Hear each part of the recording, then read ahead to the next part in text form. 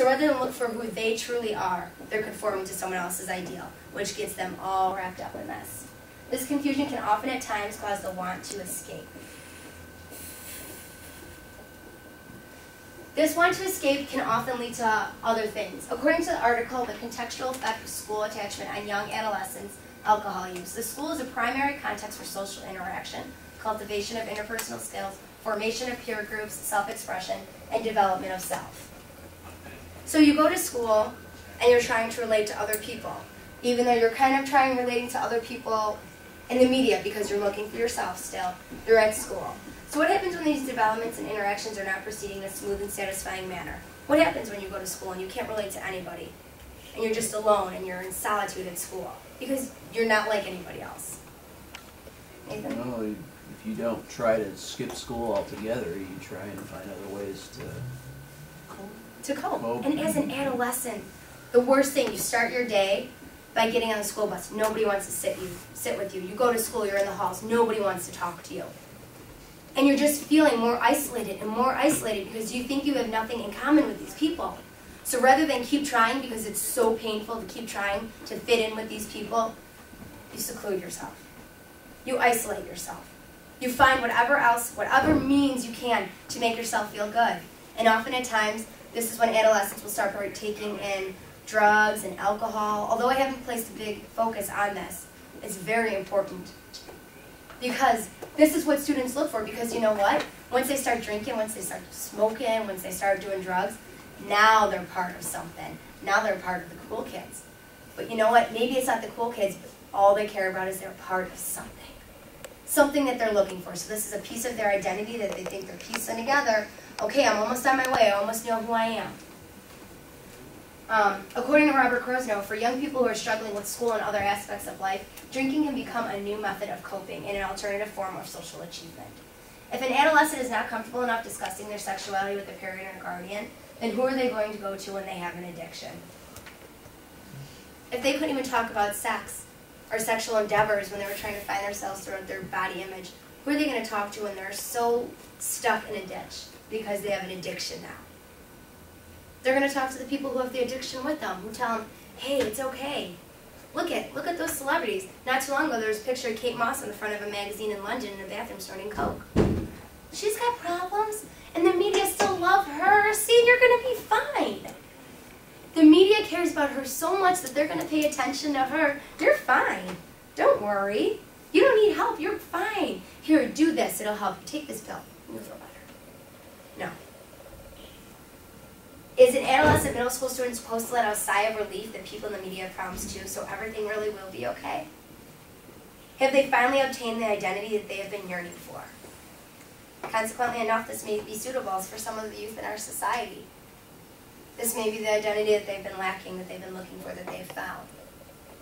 They have been able to identify with someone and have possibly acknowledged the idea that if this person's in the media and they care about them enough to present them to the whole world for everybody to see, then maybe they will be all right. Unfortunately, this is not the case in regards to most middle school students. Depression often at times sets in, and the individual is so at loss with who to approach for help that help may never find them. They're just stuck. They're in a ditch, and all they want is someone to relate to, someone to help them. At this point in the life of media intake, media involvement begins to occur on a more solitary level, such as coming home from school and rather than turning on the TV, you're going in, you're slamming your door, and you're listening to your music, and you're raising it so loud, and your parents think you're, quiet down, turn down that music, just trying to aggravate them, but no, you're crying out. You're looking for somebody, anybody, relate to me, hear me, I need you. And they're just, shh, quiet down. Music listening increases dramatically in adolescence. It speaks to adolescents' personal issues and helps them create a separate experiential space at home. Reed Larson also adds that as a struggling adolescent dealing with any of life's issues, you can read yourself into a song and temporarily inhibit its identities. While this process may seem helpful for many adolescent individuals, as they read into the music and place their emotions side by side with the lyrics, they are ultimately still searching for one item in life. They're still searching for themselves. This feeling of release while connecting one's own story to the lyrics or scripts of another's life while spending time alone can lead to other drastic measures. The music that is employed throughout the individual period may be soothing pop culture love songs, or it can also be violent heavy metal music. And as you'll note in the corner, there's a quote from another song, another Radiohead song. And then the nurse comes around and everyone will lift their heads. But I'm thinking of what Sarah said, that love is watching someone die. So who's, or excuse me, it's that cab for cutie. So who's going to watch you die? This song is promoting that love is letting someone watch you die. And these adolescents are so already confused in who they are that they listen to this music as a sort of therapy to help them. And this is what's offered to them. This, a song about anorexia, a song about going into a school shooting, 1, shooting 2, shooting 3, they're dead. You're looking for something that you can sum up your life with, that you can put your life next to, and this is what they're hearing.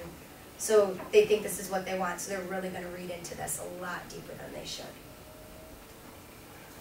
The Journal of Early Adolescence states that media violence is associated with higher levels of antisocial behavior, ranging from imitative violence directed against toys to criminal violence, as well as acceptance of violence as a solution to problems and increased feelings of hostility.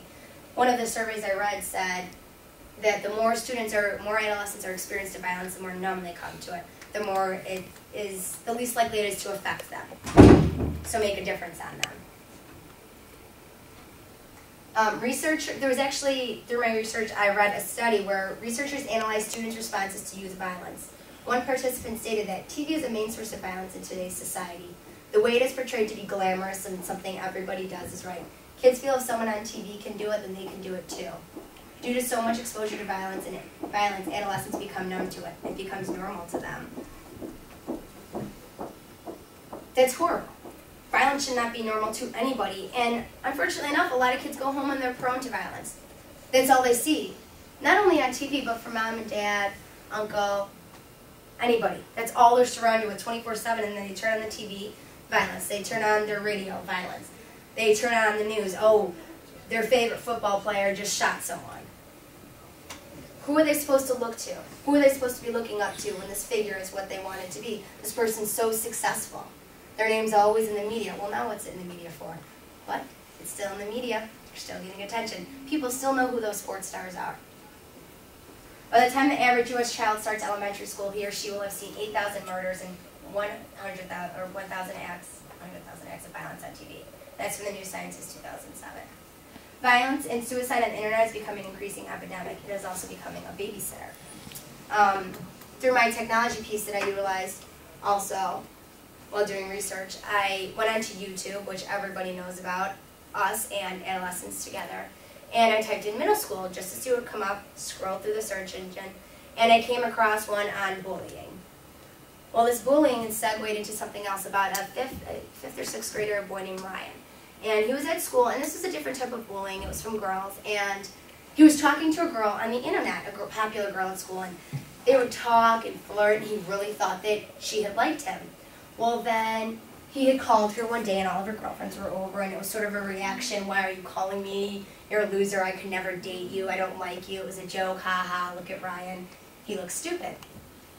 So Ryan was dealing with this, still going to school, didn't tell his parents or anything, and he was logging onto a different website and instant messaging with somebody, and he started to tell this person his problem, and this person ended up being another kid, and he was saying, I really don't know what to do, blah, blah, blah.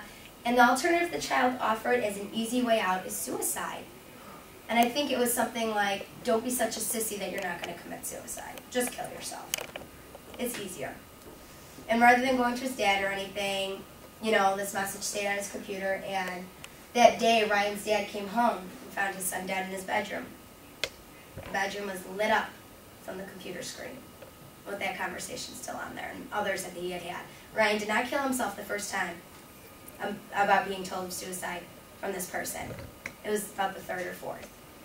He tried to fight it. He tried. He tried to not listen to this kid. There was other conversations that were saved. Ryan's dad came home and found him with the internet babysitter. And Ryan's dad did, just a little follow-up on that, did go and get in contact with the other child who was speaking this way to Ryan's parents, not in an angry way, but just to be like, this is what your child was speaking to my son, so I would just watch your son as well to make sure he's not having these tendencies. At this point in an adolescent's life, they are often so confused by their surroundings, they view their attempts to stay in tune with the world around them as failing, so they assume they are left alone and unidentifiable. They have tried to identify themselves with their surroundings on numerous accounts. They have tried to find themselves in different media outlets, models, music, television, internet, amongst other advertisements, and none of these have proved worthy. This deep state of depression can lead some to think that the only way out is suicide. And as you'll see this quote at the top, I took my time, I hurried up, the choice was mine, I didn't think enough, I'm too depressed to go on, you'll be sorry when I'm gone. Very popular Blink-182 song, another one it's called Adam's Song, it's about suicide. Just think, Ryan's so sad, he has this person telling him, only way out, suicide. Perhaps Blink-182 is his favorite band, bought the new CD going through, this is what he hears. Plays it over and over. His parents think he has a new song. Ryan thinks he found himself. He thinks he found who he is, his identity, and what he's supposed to do. Because the song clearly states what he's supposed to do. I mean, Blink-182, why would they lie? They're big celebrities. They know everything to do. Throughout this paper, I led you through a few aspects of the media and their effects on middle school adolescents. Each and every aspect tied into a search for something extremely important, an intricate detail to life, identity. This ideal has been presented through various media portrayals and is yearned for by many for reasons of acceptance and assumed beauty.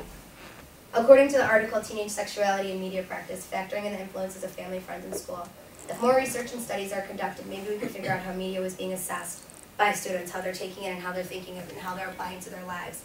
And then the media could switch things up to present itself in a more positive way to these kids. Because just think, had way back in body image when puberty just started and they had found what they were looking for, positive ideals to look to so they could find themselves. Maybe this could have been avoided. And unfortunately, this is the story of many children's lives, many adolescents, and many, unfortunately, might come through our classrooms or in one of these stages.